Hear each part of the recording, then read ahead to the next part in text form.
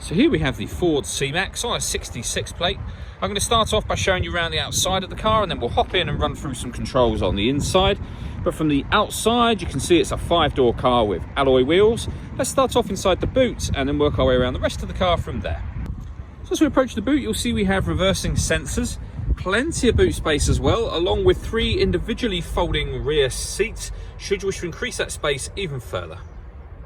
Okay, so we're just going to work our way back round to the front of the car, and then we'll hop in and run through some controls on the inside. But now that we've done a full circle of it, you can see it's in excellent condition the whole way round.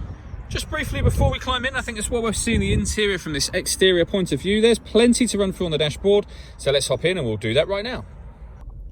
Okay, now that we're inside the car, we're going to start with the dials. On the left-hand side, we have the rev counter. On the right-hand side, we have the speedometer. In the middle at the bottom, we have the fuel gauge and coolant temperature gauges. And above that, the total miles of this car, which are 20,430. You can change information displayed above that using buttons on the steering wheel for various different bits of trip computer information, which you can have displayed individually, as you can see. Or you can have a digital readout for the speedometer, or 4 of the kind of more important bits of information all displayed simultaneously.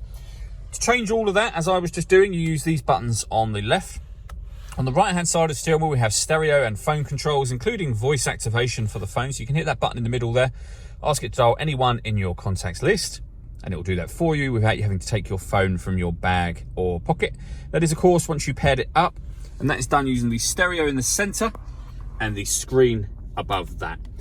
So radio wise, first of all, you can see that we have FM, AM and DAB radio all available to us.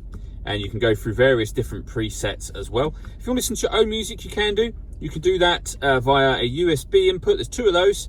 Bluetooth audio as well. And various mobile apps that you can see being displayed on the screen right now.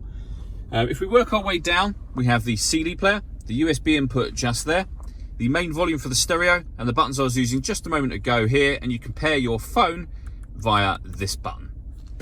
Below that, we have the air conditioning, so you can determine the fan speed, the temperature, direction you'd like the air to be distributed in. Hit that button to turn the air conditioning on, same again to turn it off, with a proper heated front screen as well as the heated rear screen. Down the bottom here, this turns off the stop and start, so this car is designed to cut out when it's stationary in traffic to save you fuel. Hit that button to turn that system off. We then have a 6-speed manual gearbox and a 12-volt charging socket. All that leaves me to say is thank you for taking the time to watch this video. If you'd like to come and see the car in person and have a test drive, please feel free to call any of our MJA sites. We'd love to hear from you soon.